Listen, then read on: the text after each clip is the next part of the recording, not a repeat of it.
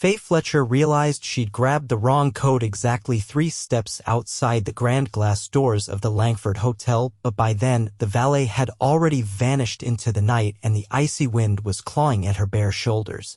"Oh no," she muttered, digging through the thick wool interior. Not her phone. Not her lip balm. Not her coat.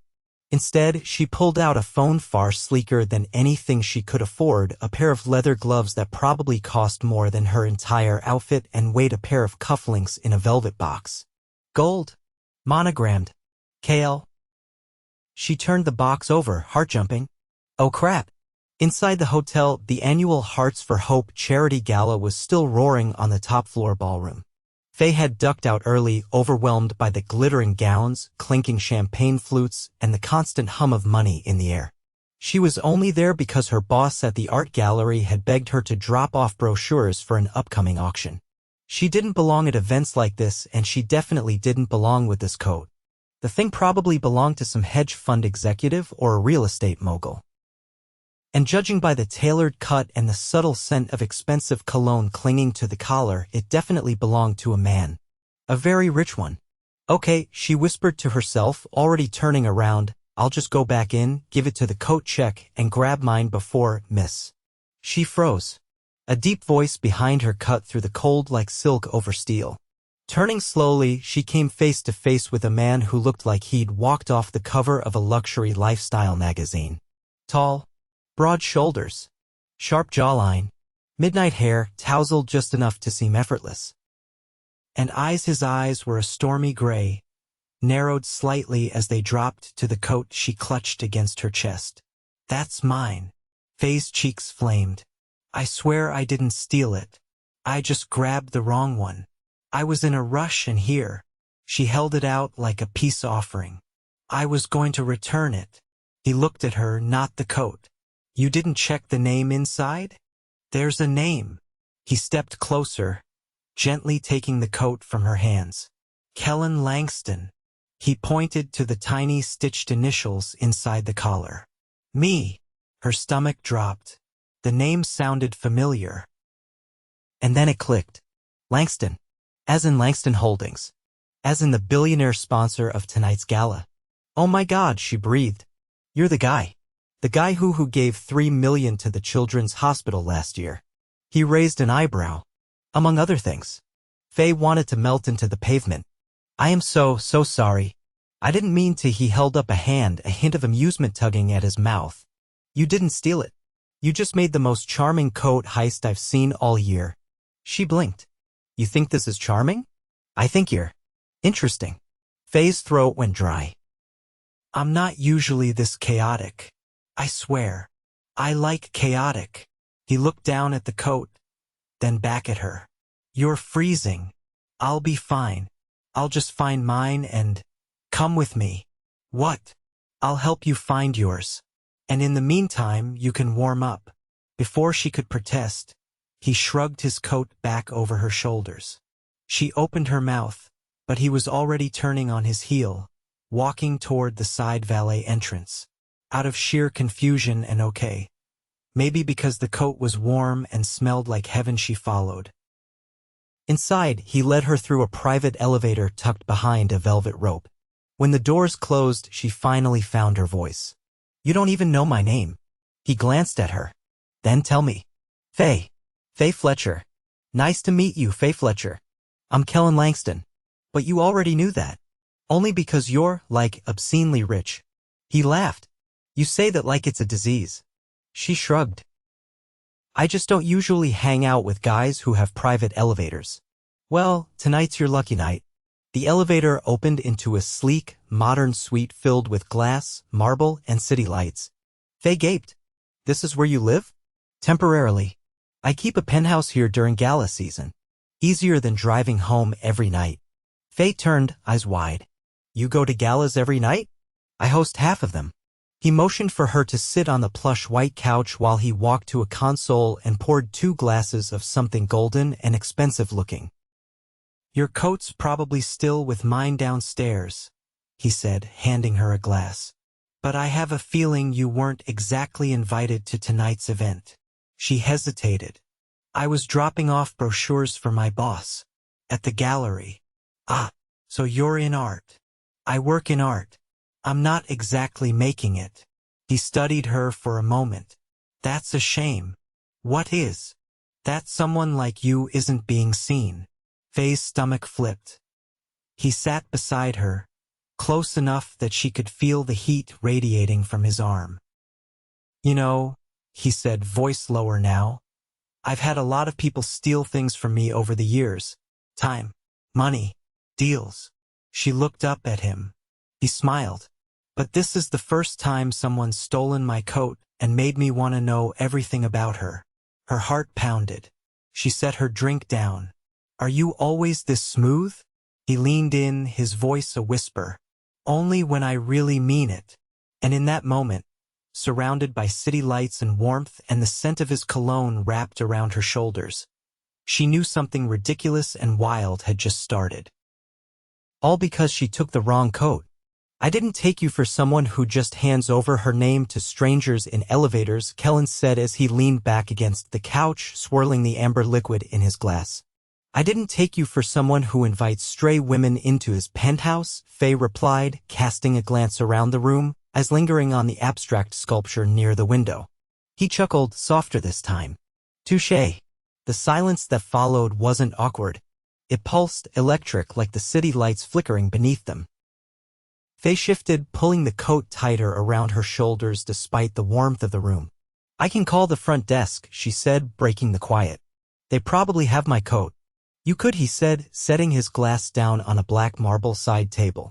Or you could stay 5 more minutes and tell me something about yourself that you haven't told anyone in the last year. She tilted her head. What kind of game is this? No game, he said. Just a man trying to figure out why someone who looks like she belongs in a gallery is instead running errands for one. Faye blinked. That's a very specific assumption. I don't make many that aren't. Her fingers curled around the edge of the coat. I had a scholarship to the Academy of Fine Arts in Florence. I turned it down. His expression didn't change, but something in his posture did. He sat up straighter, like the air between them had shifted. Why? My mom got sick. Stage 4 lymphoma. She didn't tell anyone until after I got the acceptance letter. I was supposed to leave in 3 weeks. Faye exhaled. I stayed. He didn't ask the obvious question. Instead, he said, you loved her. I still do. He nodded once. And the gallery? Pays the bills. Barely. I do freelance restoration when I can get it, but the city isn't exactly starving for art historians with no connections. You didn't go back after she? No, she interrupted quietly.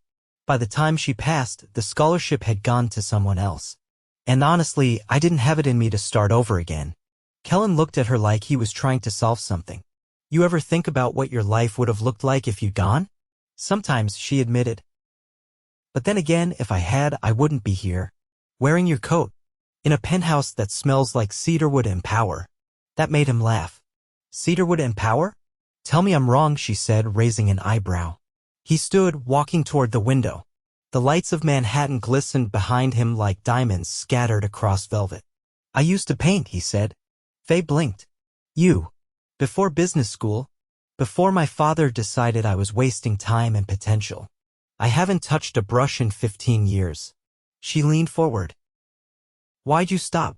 Because I was told men like me don't get to indulge in hobbies. We build. We buy. We conquer. Faye rose and joined him at the window. That sounds exhausting. It is. She looked up at him. So why keep doing it? His answer was immediate. Because every time I tried to walk away, someone reminded me what I'd lose. Influence. Access. Legacy. She studied his profile, the sharp line of his jaw, the faint frown tugging at his lips. But what are you gaining? He turned to her. Tonight? A woman who asked better questions in 30 minutes than most people have in years. The air between them thickened. Faye's heart beat faster. Not from nerves, but from something else, something dangerous and thrilling that felt like the edge of a decision she hadn't realized she was about to make. He reached into his jacket pocket and pulled out one of the monogrammed cufflinks. These were a gift from a man who tried to buy my company out from under me last year. Faye raised a brow. You kept them as a reminder. That not everything with a gold finish is worth keeping. She met his gaze. You really don't talk like a billionaire. Maybe because I'm not interested in sounding like one tonight. The elevator dinged before either of them could speak again. A hotel staff member stepped out carrying a black peacoat over one arm. Miss Fletcher? He asked, holding it out. Faye stepped forward. Yes, thank you. As she reached for it, Kellan's hand brushed hers. You could stay, he said quietly, almost like a suggestion more than a plea. She looked at the coat in her hand, then back at him. And do what, exactly? Talk. Drink. Or not. I don't care. Just stay. Faye hesitated. The smart thing would be to leave. Walk out now, before whatever this was became something she couldn't walk away from. But the way he was looking at her, like she was holding a match to something he'd long ago buried in ash, it made the smart thing feel irrelevant. I should go, she said softly. He didn't argue. Just nodded once and stepped back. She walked to the elevator. Pressed the button. Waited. When the doors opened, she stepped in and turned to face him. You've got a lot of layers, Langston. So do you. As the doors slid shut, she gave him a half smile. One that didn't promise anything, but didn't shut the door either. And as the elevator descended, her heart beat with a question she didn't want to say out loud. What if the wrong coat had led her exactly where she was supposed to be? Faye hadn't expected to see Kellan Langston again, not at her gallery's modest Thursday night auction tucked inside a Soho brick building that still smelled faintly of turpentine and drywall. Yet there he was, standing beneath a suspended glass installation, dressed in charcoal, hands in his pockets, studying a canvas like it might confess something. She stopped in her tracks.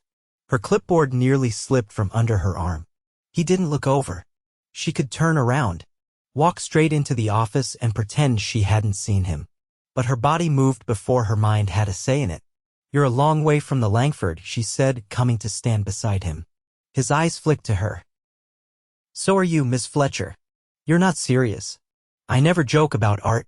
Faye folded her arms, ignoring the flutter in her chest. How did you even know I was here? I asked around. You're not hard to find when someone owes you a coat. That was returned. Remember? But you didn't stay. Faye's breath caught. You noticed. I notice a lot more than people assume.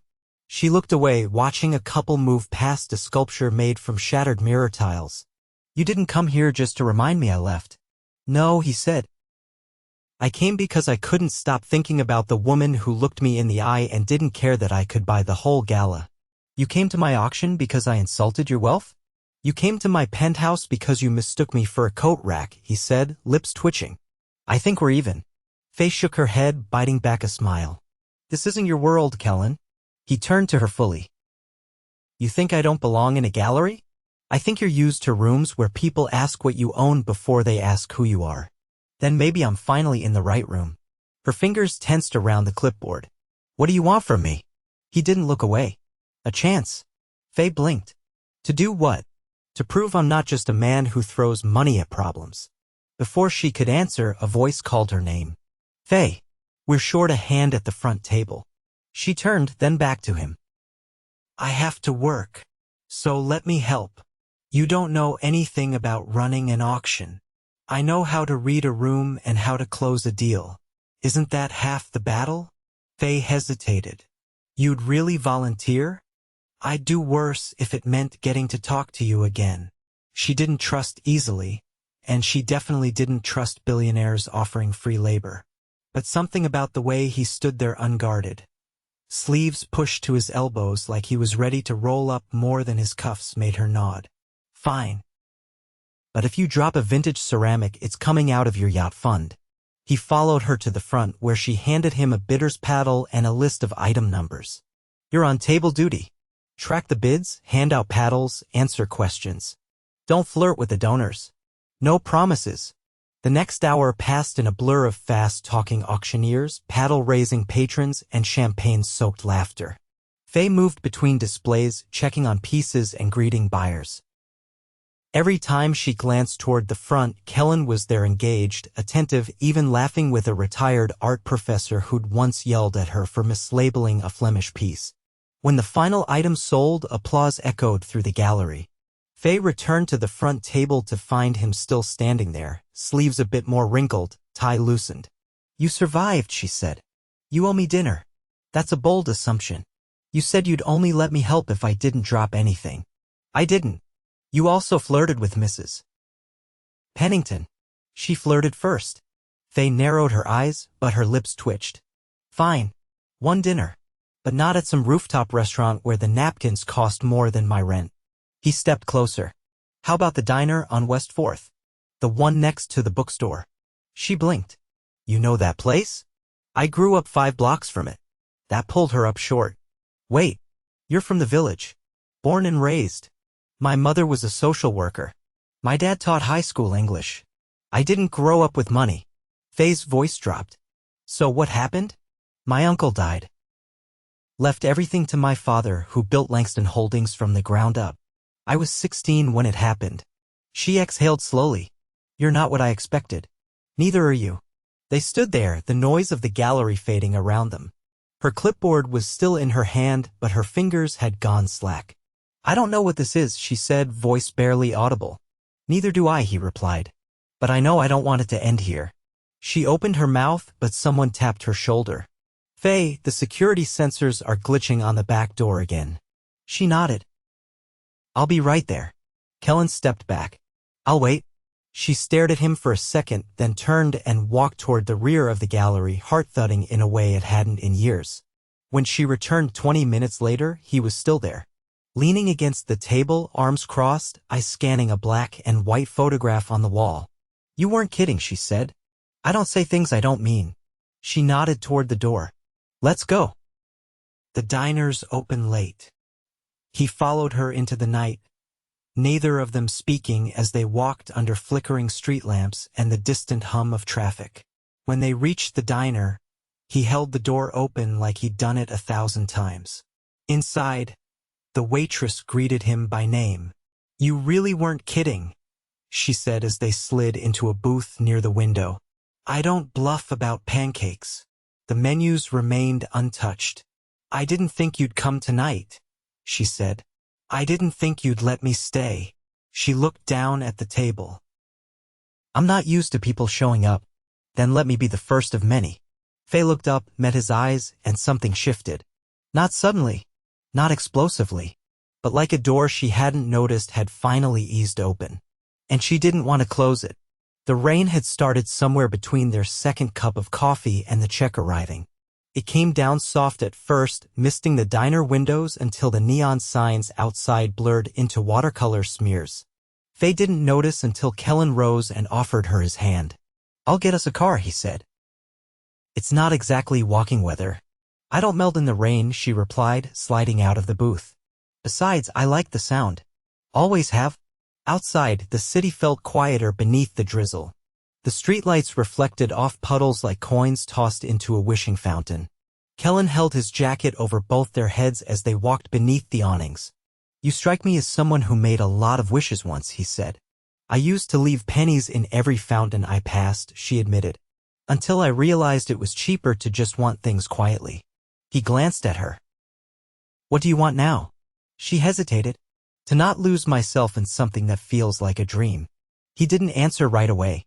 But when he did, his voice was low. "Then let's make it real." They stopped in front of a sleek black car idling at the curb. The driver stepped out, umbrella ready, but Kellan waved him off. "I thought you were allergic to being rained on," she teased. "I'll survive." He opened the door for her. "But only if you agree to come with me tomorrow." "Where?" "You'll see." She narrowed her eyes. "That's not an answer. It's a promise." Inside the car, the windows fogged slightly as they drove. Neither spoke. The silence wasn't heavy, it was full. A kind of quiet that didn't require filling. He dropped her at her building, a modest walk-up with a flickering hallway light and mailboxes that had seen better decades. She hesitated before getting out. "You sure you want to keep showing up in my world?" He leaned toward her. "Only if you keep letting me in." The next morning, a car waited outside her door at 9 sharp. The driver handed her a note, handwritten in strong, slanted script, "Wear something comfortable. And bring curiosity." She slid into the back seat, nerves and anticipation at war inside her chest. The drive took them north, past the city's edges and into a quieter stretch of countryside. When they finally pulled through tall iron gates and down a winding path lined with sycamores, Faye sat forward. Ahead stood a sprawling structure, modern, all glass and stone, nestled against a ridge. Sculptures dotted the lawn, and a wide terrace overlooked a still lake. "This is your house?" she asked as Kellan opened the car door for her. "It was my grandfather's. I restored it." She followed him along a stone path, past a bronze figure with an outstretched arm, and into the house. The interior was flooded with natural light and lined with paintings, some abstract, some starkly realistic. "You did these," she said, stopping in front of a canvas with bold, jagged brushstrokes. "I did. But you said you hadn't painted in years." "I hadn't. Until 4 months ago." "What changed?" "I saw someone at a gallery who reminded me what it felt like to be honest." She looked at him, searching. "You brought me here to see your work?" "I brought you here because I wanted to show you the part of me that nobody else gets to see." She crossed to a smaller canvas near the fireplace. It was a woman, her back turned, hair windblown, standing in front of a skyline. Her breath caught. "That's me." He stepped beside her. "The night you walked away from the elevator. I saw you through the glass. You painted me. I tried to forget you instead. That didn't work." She turned. "This whole time, I thought you were just curious, amused, maybe chasing something you'd get bored of." "I chase deals, Faye. I don't chase people. But I couldn't stop thinking about you. Not just because you're beautiful or because you challenge me, but because you reminded me of who I used to be." She moved slowly, stopping in front of him. "I don't know what this is. It's not a transaction. It's not a game. It's me, asking you to let me fall for you without a clock ticking." Her eyes shimmered. "I don't need promises. I just need truth." He reached into his pocket and pulled out the cufflink, the one she'd found in his coat that night. "I kept the other," he said, "but I want you to have this one, so you remember where it all started." She took it, fingers brushing his. Neither of them spoke for a moment. Then, almost shyly, she asked, "Do you bring a lot of women here?" "Only one." The kiss that followed wasn't rushed or fiery. It was slow, certain. Like turning the final page of a story you hadn't realized you were part of until now. When they broke apart, she leaned into him, her voice barely above a whisper. "Do you still think I stole something from you?" "Absolutely," he said.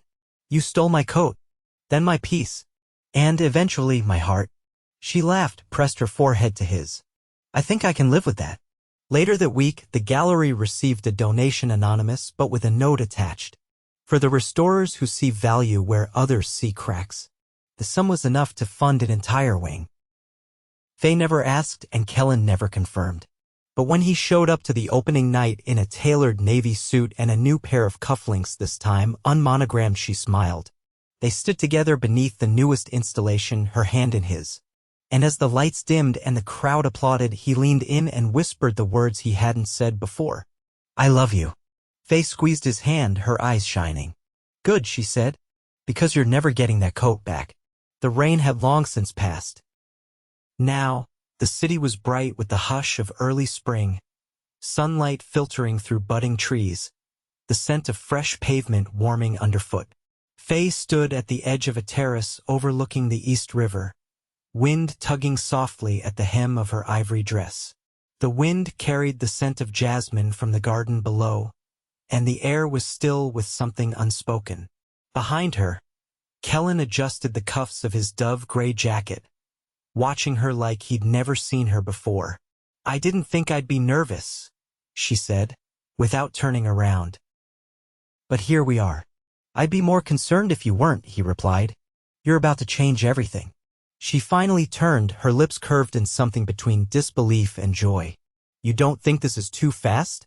He moved toward her, slow and certain. "Not when you've already taken up permanent residence in my life. Time's a technicality." She met him halfway across the terrace, catching his hand in hers. "You still haven't told me what you're going to do with that gallery space." "I was waiting to hear what you wanted." Her brows lifted. "You're giving it to me?" He didn't blink. It's yours. Do what you want with it.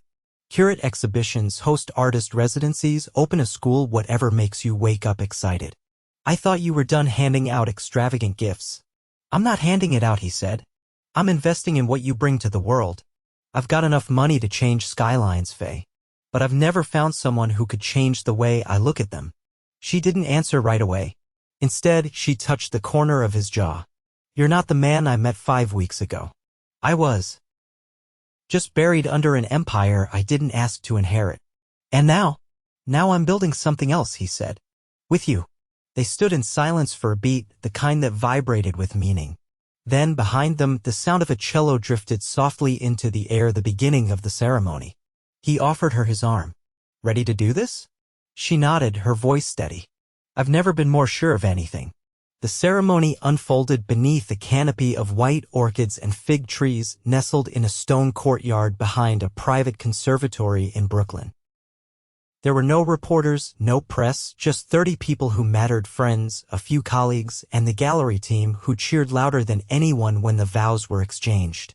Faye's dress was simple silk, sleeveless, with a row of delicate buttons down the back. Kellan wore no tie, just a white shirt open at the collar and a look in his eyes that said no billion-dollar deal had ever come close to this. I promise to never let you forget who you are, he said, voice steady. And to always make space for who you're becoming. She smiled through tears. I promise to see you. Even when the world only wants to name your title or your net worth, I'll still see the man who paints in secret and believes in second chances. The applause that followed was wild and heartfelt.